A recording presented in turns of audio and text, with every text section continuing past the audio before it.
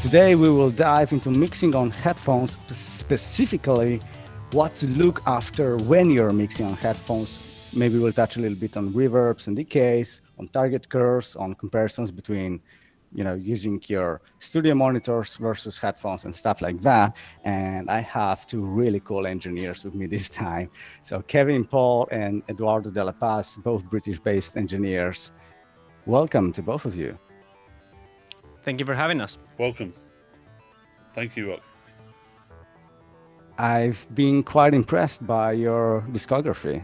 So you've been working with really cool names, worldwide knowns from Adele, Robbie Williams, Florence and the Machine, Paolo Nutini, etc. These are really, really cool names. So how did you guys get into the music industry and got to work with such amazing artists? Okay, cool. The journey was, I moved from Mexico originally to Liverpool, where I did uni. Then after uni, I moved to London, and I started assisting in studios, like as many as I could, from Strong Room, Miloco, like big companies that have loads of studios.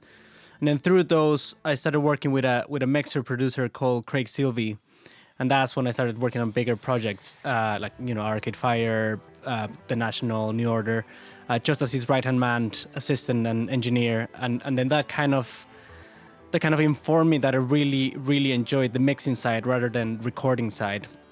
And then obviously slowly started to pick up tricks here and there, started working with up-and-coming bands, and then later set my own mix studio, and then been here for 6 years, and then just mixing away really, which I really enjoy. Beautiful. And Kevin, what's your story? What's my journey? Very similar to Eduardo, and I think most people's journeys when they come into the recording industry, find a studio, learn the ropes at the studio, then hopefully get allowed sit in the chair and do some engineering. My main opportunities really came from a record label called Mute Records, which is home to artists like Depeche Mode, Moby, Nick Cave and the Bad Seeds, Goldfrapp, and many others. They've got lots of independent artists as well on their label. And I spent about 10 years just basically working with all those great guys. At the moment, and predominantly for the last few years, I've been doing a lot of work with Nick Cave, and obviously in my own independent studio with artists from all over the world. And I've been trying to, or I haven't been trying to, but I've been working a lot in surround sound. We did a lot of surround sound mixing in Mute Records, and I've done something like about 34 studio albums in surround sound. And which now, obviously, with the Dolby Atmos thing, I'm trying to break through into that as well, because I think it's a great format. So let's maybe start with, headphones' role in your mixing process. So Kevin, you've started explaining the immersiveness of your mixing. Obviously, headphones have a great role in immersive mixing. So what is your take on this? Well, I mean, headphones in general play a large part in my mixing, and whether it's stereo or Dolby Atmos. For me, in stereo, they're either a really good starting place, like if you're remotely and you're not in the studio, or you end up using headphones at the end of your mixing process where you want to check something just in another environment, just as another set of monitors.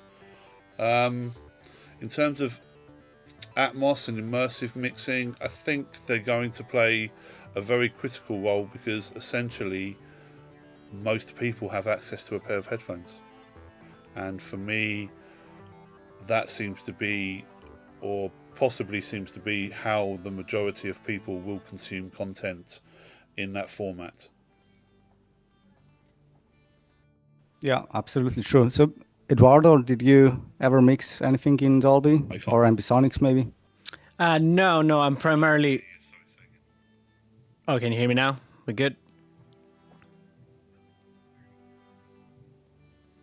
Yeah, So, Yeah. Eduardo, you were saying, so you Oh, do yeah. also mix something in? Not really. Like, I'm primarily a stereo mixer. Obviously, as Kevin, I'm interested in the Atmos concept and the Atmos format. I've been to a few studios that have Atmos, and it's very interesting to hear it in a full system. You know, a 7.1.4 or 7.1.2. It sounds very interesting, and then how it folds down to headphones like binaural audio. But no, I'm primarily using headphones in my mixing process, just to check mixes at the end of the mixing process, or if I'm remotely, as Kevin says, just like if you're not in your studio and you need something good, you can do 80% of your mixing in headphones. So what do you think is the most critical part in mixing that you absolutely need to, or you absolutely benefit from mixing in a proper room with stereo speakers? In speakers, I guess, I mean, a lot of things. One is knowing the room and knowing your speakers, so you kind of know exactly what you need to get out of them. But I guess things like placing the low end, you have your kick and bass.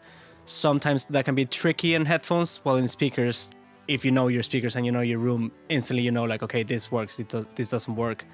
Reverb tails, I would say you can benefit from speakers, but also from headphones. So I would check them in both systems. I would start with speakers, and then when I'm towards the end of the day, I would check them on my headphones, and then obviously compare that they translate in both systems. So using headphones is, well, it's obviously a tool for every audio engineer, right? So maybe Kevin, you can shed some lights on how you use them and what would be your critical part of the mix that you absolutely always check on headphones as well. Well, for me, headphones are another way of checking your mixes.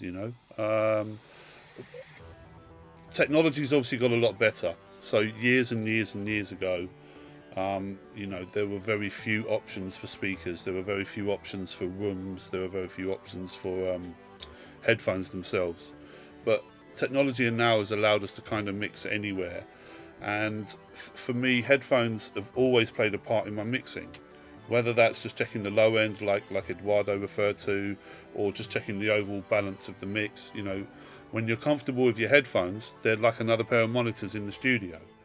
I think headphones are always important because, like I said before, a lot of people consume content on them. So it's something that you just have to do. Personally, I find it very useful and have always done in 20 years of mixing records for people.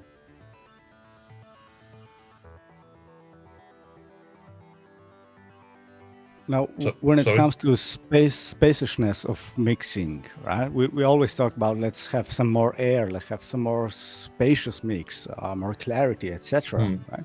So, when it comes to headphones, you do have two speakers very close to your ears, and there's very little crossfit, or basically zero crossfit between your ears, and that absolutely, it changes your approach, I think, in some areas, right? So we do know that 75-80% of all your music will be consumed on headphones, right? So it also makes sense, or it advocates that it makes sense mixing headphones first in some areas, or at least some decisions should be made for headphones first mixing.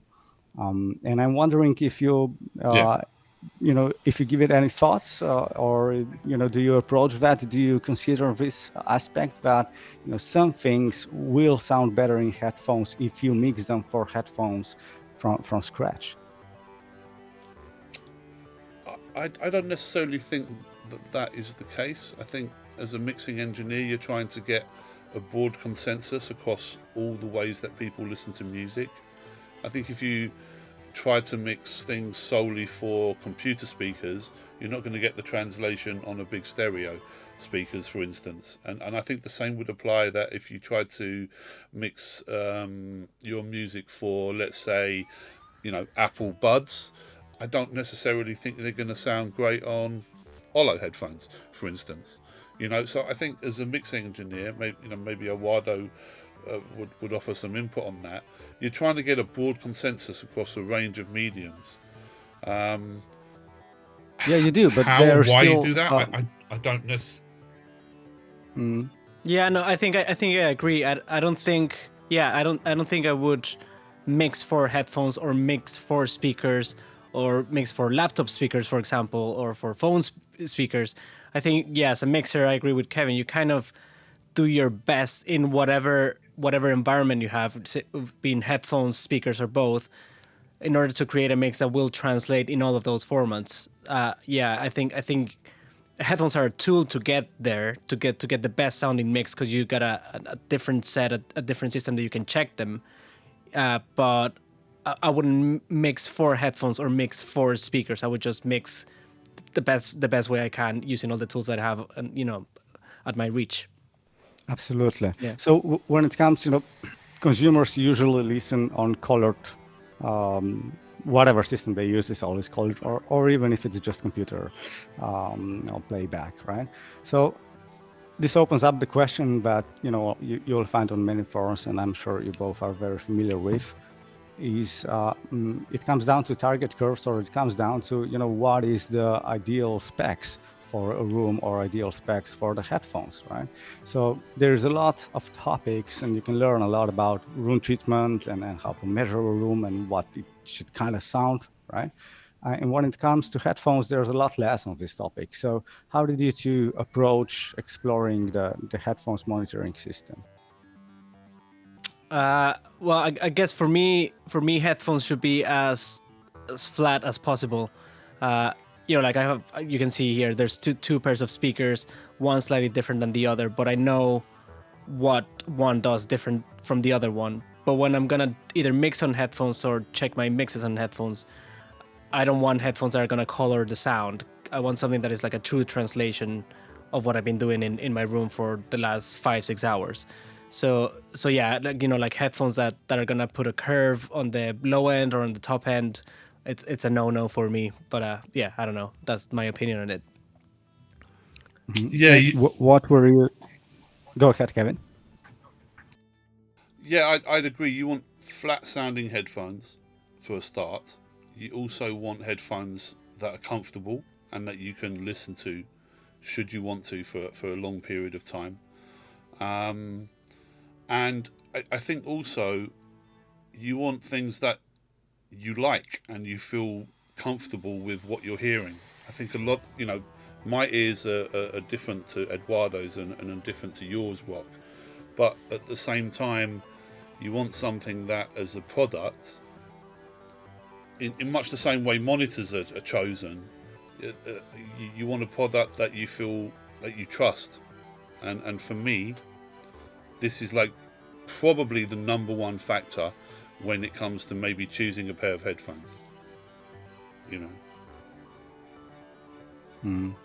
So we already touched before on immersive audio, right? So the tech is here, right? It's obviously Dolby's probably number one player in this area, but there are others as well. And as we go on, in a couple of years, we'll probably have, either we'll reach a consensus and we'll all be using the same thing, or we'll have multiple options to go with. So I'm wondering, how is the industry getting ready for this transition? Because we had that before, and you both, I'm sure, remember the surround sound in the 90s and early 2000s when, people were buying these home setups that were never properly set up or never used, or there was a lack of content or whatever. So do you think that this could happen again? There is a specific technology available for audio creators, but it might not survive. Are we ready to embrace it? What do you think, guys? Well, I've been lecturing in surround. Oh. Yeah, sorry. Oh, no, go. Yeah. Well, yeah, I don't have much experience in mixing for surround yet, as Kevin has, but I do think the technology this time is more user friendly because a consumer will be able to buy some headphones and listen to a mix that was done in a full Atmos system. So I think that's very interesting, that it would be able to translate to anyone like going in their commute in the morning, they'll be able to listen to something that was mixed in 12 speakers, 14 speakers, 16 speakers. What worries me a little bit, and I think it's just a very new technology, is the fold down part of it. I think right now it's a bit of like, well, it's gonna, whatever the algorithm is doing, whatever the fold down thing is doing, we just gotta trust that it will be okay. But I think there's still a lot of variables that will become clear in the next, I don't know, 3 to 5 years. Finesse details that will make it a very interesting format, I guess. Do you receive any, requests from your artists already, Eduardo? I've been asked, as usual, you send stems at the end of the mix to the client, to the artist or the label. But now, yeah, like I'm getting more requests of like, can you send us the stems because we're gonna mix this in Atmos, and that's another kind of warm, because I print my stems pre-mix bus. But then the Atmos mixer will probably have to recreate my mix bus in a way, or I would have to print the stems again post mix bus in order for the Atmos, the starting point of the Atmos mix, to be a true representation of the stereo mix. I mean, there's ways around it. It's just a little bit of a communication between me and the Atmos mixer, and then it gets sorted. It's no problem. Yeah. So Kevin, we talked on the phone like a week or two ago, and you mentioned you have a specific way or approach to immersive audio. Maybe you can share your thoughts. Yeah, I think with immersive audio, I think what is happening is that people are finally realizing that actually there's other ways to consume music other than in stereo, and I think the transition from stereo to immersive is very similar in the transition from mono to stereo.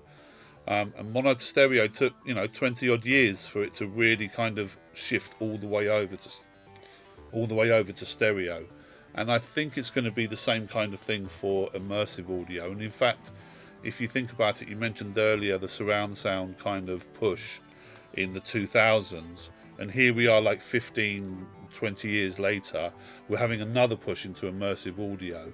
And I think for me, in my lectures that I've been doing for a number of years, I've always said the same thing to the people that I'm speaking to, which is, number one, don't treat it like a gimmick. It's not something to kind of show off how many speakers you have in your room. And number two, always be respectful to the song that you're working on or the piece of music you're working on. And I think it's a similar approach when you're mixing in stereo. In stereo, you're always trying to be faithful to the song, and I think people need to remember that when they're mixing in Atmos. It's exactly the same approach, really. I've often said in my... Go on.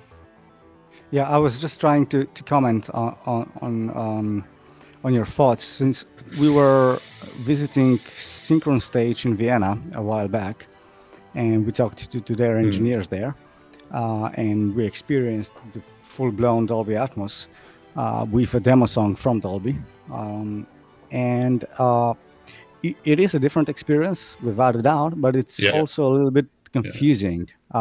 We are very, very much used to hearing or picturing a band kind of in front of us with some kind of a landscape or audioscape from left to right. And in immersiveness or with Dolby, it's kind of weird to have somebody singing at you from behind or a chair on the top of your head. So that kind of takes it's interesting, but it also kind of asks the consumer to accept that. Do you think it's the same story as going from mono to stereo? It's just going to take a little bit of time, or is this just too confusing? I don't think it's confusing, and I think if I was to say to you, if you have children, those children grow up with technology, and for them it's absolutely instantaneous and completely accepted what it does and how it works. dare I say it, we're older people who have to learn how technology works. For people in the future, when they hear all music in a certain format, they'll just accept it as how it is, and they won't be questioning the way it was or the way it could have been. They'll just go, oh, that's how it sounds. That's how it sounds. It sounds great. There you go. Or they go, that's how it sounds. I don't like that. You know, and I think us older people, the older generation, we just have to kind of go with the format and actually just embrace it, because it's here. It's not going away. Thankfully, it's taken a technology company, Apple and Dolby in this case, to really make a push for the format. And I think they just might well succeed in making Atmos as, if not the main way, certainly an equal way to consume music in the future. I've been waiting for this for 15 years. There is the binaural rendering part of Atmos, right? When you're down mixing, you kind of get to the binaural part, which is obviously headphones, which is probably, you know, how 99% of consumers will ever experience immersive audio. So here's my questions to you, right? Both of you. So for example, Paul, how do you approach that, knowing that at the end it's going to be binaural version?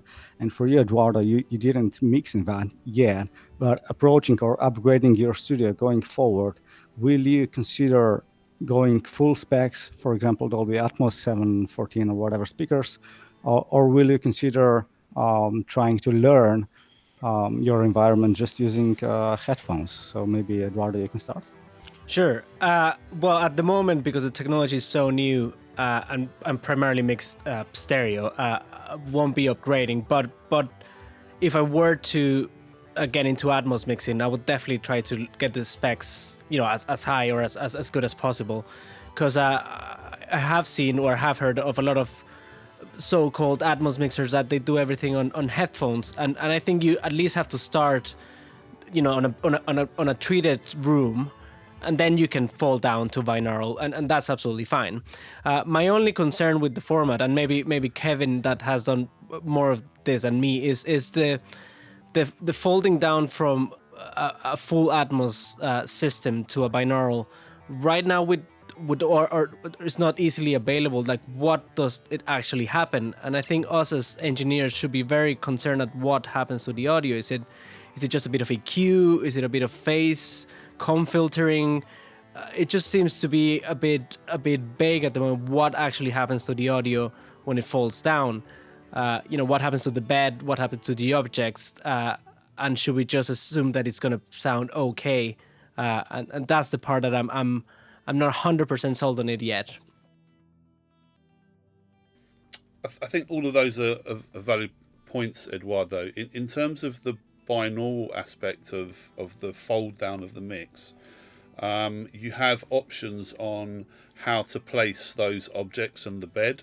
So you can either have the objects all exactly in the same way as they are within the mix, or you can have them in three settings, be it near, mid and far, and that adds a little bit of ambience to the sound.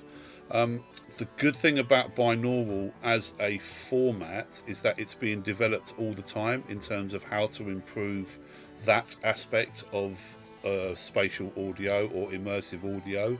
So I think most people recognize that actually, in order for the format to succeed, they have to make the headphone experience as good as possible for the listener, and they will eventually, the software people, you know, we're talking about geniuses here who know how to code and make things happen.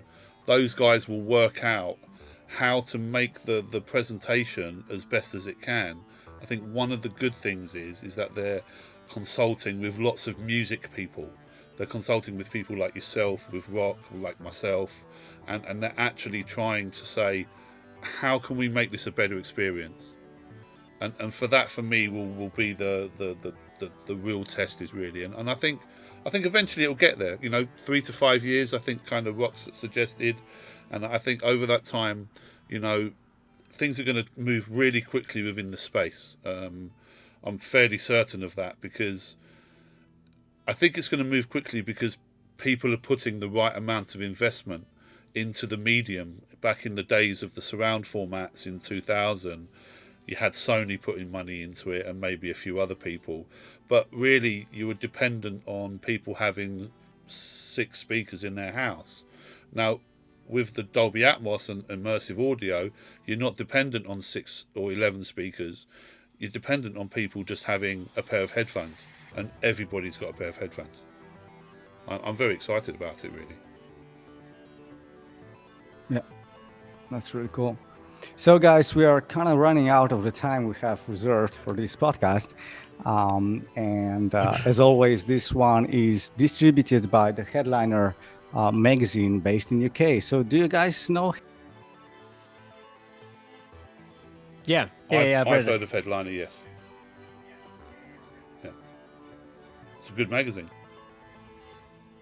It is.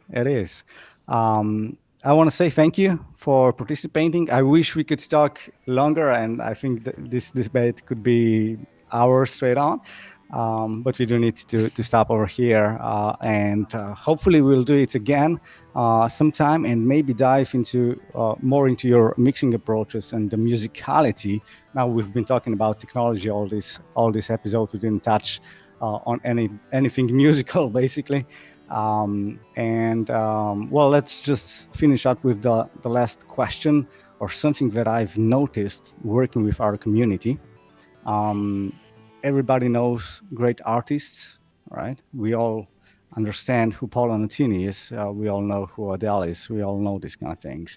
But we also see, especially me when I'm talking to you guys, I see kind of unappreciated part that you guys are doing in delivering those great mixes and great artists. So, there is a consumer world knowing the artists, but nobody really knows what you guys do and you have to do in order to really make those artists shine. So do you think you're underappreciated, or is this just part of the job? I don't think we're underappreciated.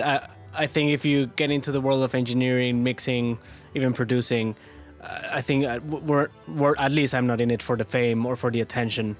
You're here because you love music and you love working with different artists. I'm not here to have thousands of followers on Instagram or get the paparazzi out of my studio. Although I do have to say that it's very important, especially in this digital world, that artists and labels credit their engineers, because that's the only way we get recognized within the industry and get more work and get references from other people. Yeah, I think Eduardo's 100% right. You don't come into this business to be famous. You come into this business to make music. I love making music. I love working with artists. I love being creative. There is a big push now for engineers, producers, even assistants, and rightfully so, and studios to get the right credits on digital albums. How that works, I'm not really clever enough to know how that can work personally, but I do know that there's a lot of people trying to make sure that we get credited, and rightfully so. Yeah, absolutely. All right, Kevin, Paul, and Eduardo de la Paz this time with us. Thank you guys for joining us, and until the next time, stay strong, stay safe. Thank you very much. That was great. Thanks very much, Rob. Take care. Thanks, Eduardo. Thanks, Kevin. Bye-bye.